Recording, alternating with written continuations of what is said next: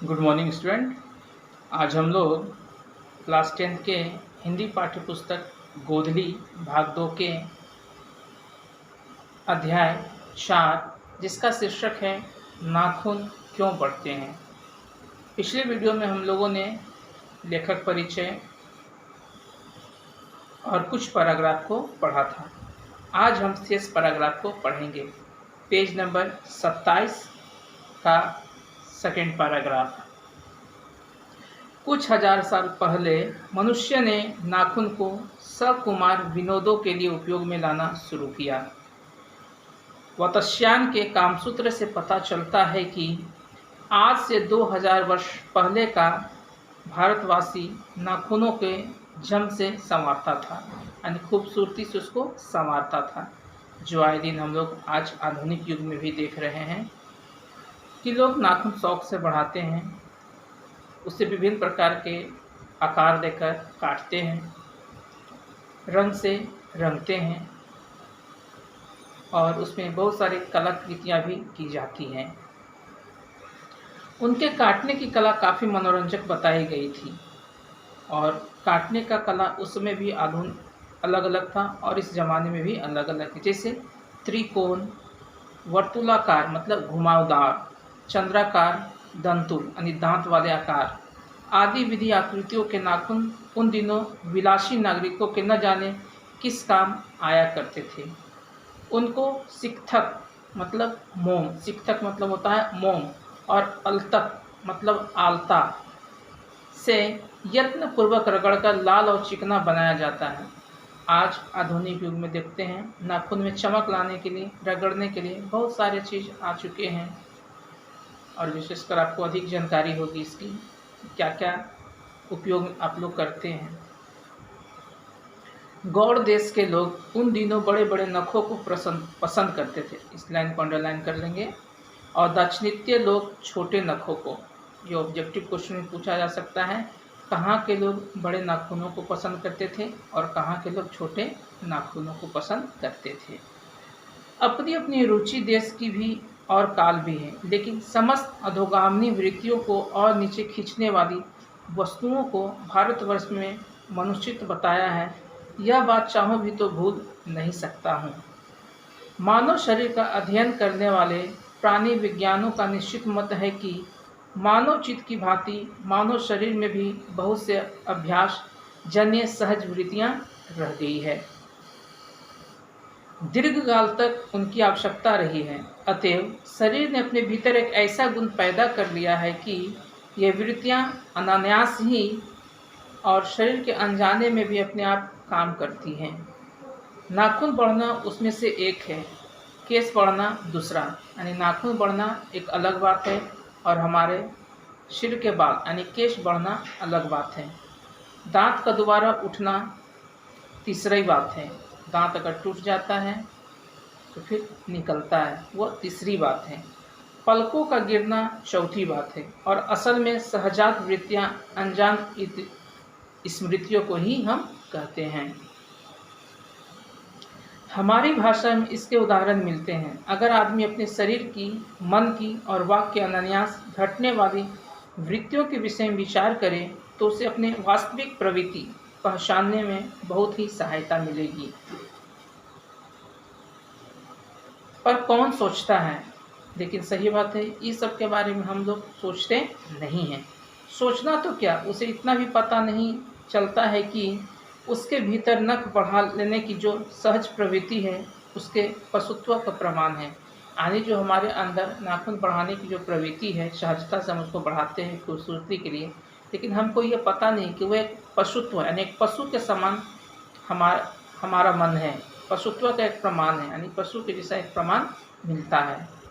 उन्हें काटने की जो प्रवृत्ति है वो उसकी मनुष्यता की निशानी है, लेकिन अगर उस नख को हम काटते हैं तो हम मनुष्य होने की एक हमारे पास वह निशानी है। यद्यपि पशुत्व के चिन्ह उसके भीतर रह गए हैं और यह चिन्ह हमारे अंदर रह गए हैं, लेकिन यह नाखून बढ़ाने की प्रवृत्ति हमारे अंदर एक पशु का चिन्ह रह चुका है। उसे कोई और सस्ता खोजना चाहिए। अस्त्र बढ़ाने की प्रवृत्ति मनुष्यता की विरोधनी है और अस्त्र बढ़ाने की प्रवृत्ति है जो मनुष्य की विरोधनीय है, वो हमेशा विरोध करते हैं।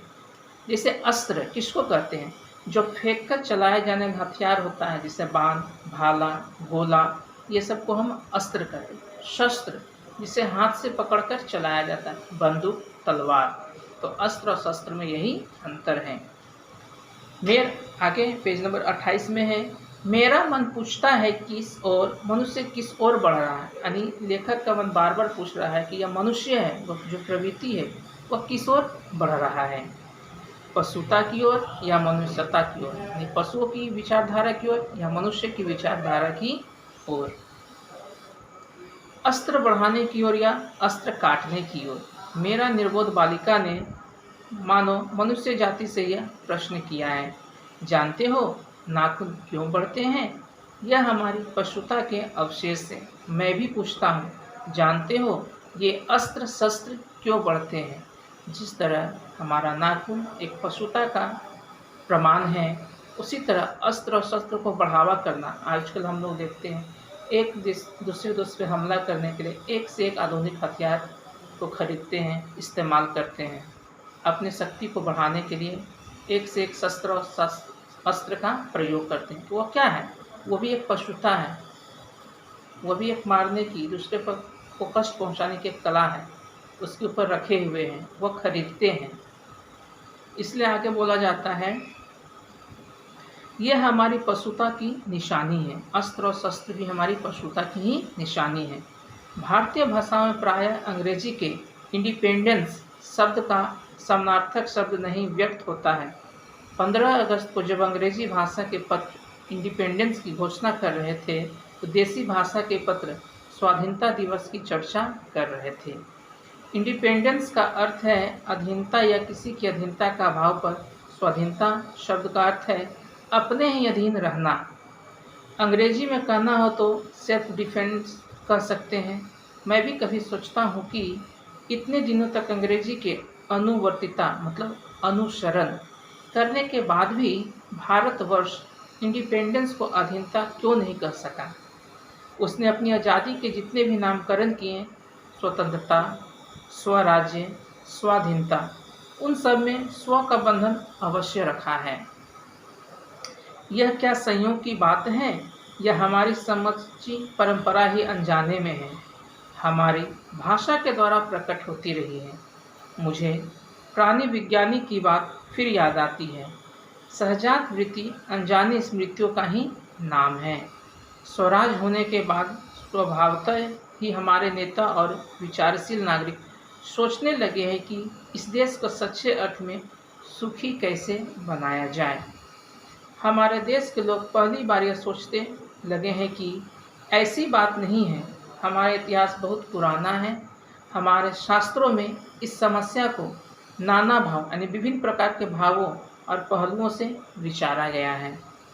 हम कोई नौसिखिए नहीं हैं जो रातों रात अनजान जंगल में पहुंचकर आरक्षित छोड़ दिए गए हैं।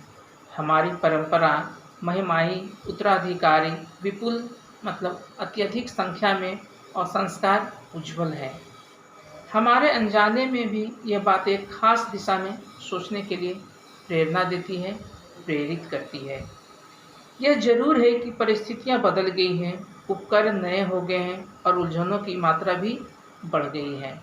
जैसे जैसे हमारी परिस्थिति बदलती गई है, वैसे वैसा ही हमारे जीवन में समस्याएं, दुख और खुशी का आगमन होते गया है। इसलिए जैसे जैसे परेशानियां बढ़ी है, वैसे वैसे हमारी उलझनें भी बढ़ गई है। अतः भारतीय चित्त जो आज भी अधीनता के रूप में न सोचकर स्वाधीनता के रूप में सोचता है, वह हमारे दीर्घकालीन संस्कारों का ही एक फल है। वह स्व के बंधन को आसानी से छोड़ नहीं सकता है और हम स्व के बंधन को आसानी से छोड़ नहीं सकते हैं। आगे हैं, जैसे मैं ऐसा तो नहीं मानता हूँ कि जो कुछ हमारा पुराना है, जो कुछ हमारा विशेष है, उसे हम चिपटे ही रहें, उसे हम हमेशा चिपके ही नहीं रहे। पुराने का मुंह सब समय वांछनीय ही नहीं होता। जैसे मरे बच्चे को गोद में दबाए रहने वाली बंदरिया मनुष्य का आदर्श नहीं बन सकती है। अगर किसी बंदरिया का बच्चा मर गया है वह उसको अपने गोद में रखकर मनुष्य का आदर्श वह नहीं बन सकती है। परंतु मैं ऐसा भी नहीं सोच सकता हूँ कि कई अनुसंधानता के नशे में चूर होकर अपना सब्र खो दे। कालिदास ने कहा था कि सब पुराने अच्छे नहीं होते और सब नए खराब नहीं होते। इस लाइन को अंडरलाइन कर लीजिएगा कि कालिदास का एक कथन है, सब पुराने यानी जो सब पुरानी चीज़ें हैं, पुरानी परंपरा है, सब अच्छे ही नहीं हैं और सब नए जो नए परंपरा है, नई कला है, नई कृतियाँ नए चीज़ हैं, वह सब नए खराब ही नहीं हैं। भले लोग दोनों की जांच कर लेते हैं, जो हितकर होता है उसे ग्रहण करते हैं। लोग उसको अपनाने के लिए उसकी जांच करते हैं, जो उसके अनुकूल होता है उसे वह ग्रहण कर लेते हैं। और मूढ़ लोग दूसरों के इशारे से भटकते रहते हैं और जो मूर्ख होते हैं वो दूसरों के इशारे की इंतज़ार करते हैं, दूसरे के इंतज़ार में वह भटकते रहते हैं। सो हमें परीक्षा करके हितकर बात सोचनी होगी। तो सबसे महत्वपूर्ण बात इसमें है कि हमें अपने आप पर भरोसा रखना है, विश्वास रखना है, अपने आप को परीक्षा की नज़रों से डालना है, परीक्षा की घड़ी में उतारना है, जिससे हम सही परीक्षा पाकर, परीक्षा फल प्राप्त कर अपने जीवन को हम चला सकें। अगर हमारे भंडार में वह हितकर वस्तु निकल आवे तो इससे बढ़कर और क्या हो सकता है।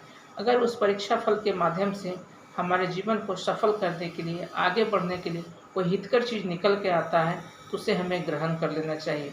उसे पुरानी बातों को याद नहीं करना चाहिए और पुनः कालिदास की बात को हमको ध्यान देना है। जैसा कि बोला गया कि पुराने अच्छे नहीं होते और सब नए खराब नहीं होते।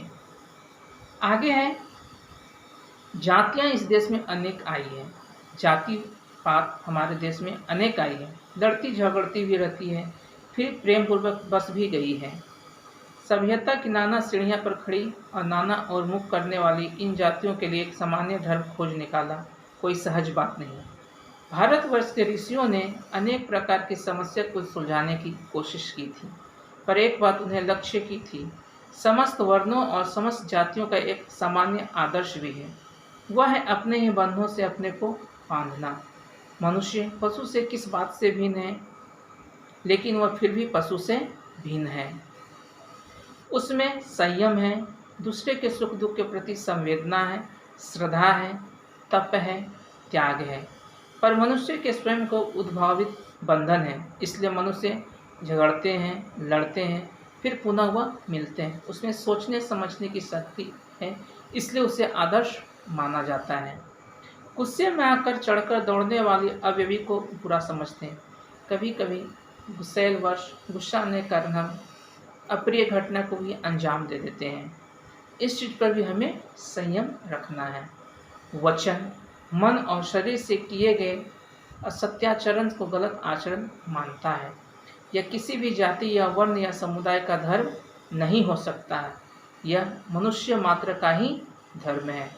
महाभारत में इसलिए भाव, सत्य और क्रोध को सब वर्णों का सामान्य धर्म कहा गया है। तो आज हम लोग इस वीडियो के माध्यम से नाखून क्यों बढ़ते हैं पाठ का पेज नंबर 27 और 28 और 29 का फर्स्ट पैराग्राफ को आज हम लोग ने अध्ययन किया। अगले वीडियो में हम लोग इस पाठ के शेष पैराग्राफ का अध्ययन करेंगे। इस दोनों पेज में सबसे महत्वपूर्ण बात बताई गई है हमारे नाखून के बारे में, कि नाखून क्यों बढ़ते हैं, नाखून क्यों काटा जाता था, नाखून के काटने के तरीका है, कहाँ के लोगों को बड़े नाखून पसंद है, कहाँ के लोगों को छोटे नाखून पसंद है, जातियों के बारे में बताया गया, अस्त्र और शस्त्र में अंतर बताया गया है। लोग आज भी अत्याधुनिक हथियार जो खरीदने के लिए, अपने बढ़ावे के लिए, अपने को बड़ा दिखाने के लिए ये खरीदते हैं, तो वह भी एक पशुता का ही कारण है। इन सारी बातों को इस वीडियो के माध्यम से आज बताया गया है इस पेज में। अगले वीडियो में इस पाठ के जो भी शेष हैं उसको बताया जाएगा। बच्चों, मैं फिर आपसे एक बार आग्रह करता हूँ, अभी तक जो भी हमारे YouTube चैनल से नहीं जुड़े हैं, 1 जून से निरंतर आपका क्लास फिर से सुचारू रूप से चालू हो जाएगा, इसलिए आप जल्द से जल्द जुड़ जाएं और घर में रहें, स्वस्थ रहें, सुरक्षित रहें, मास्क का प्रयोग करें, अनावश्यक घर से बाहर न निकलें।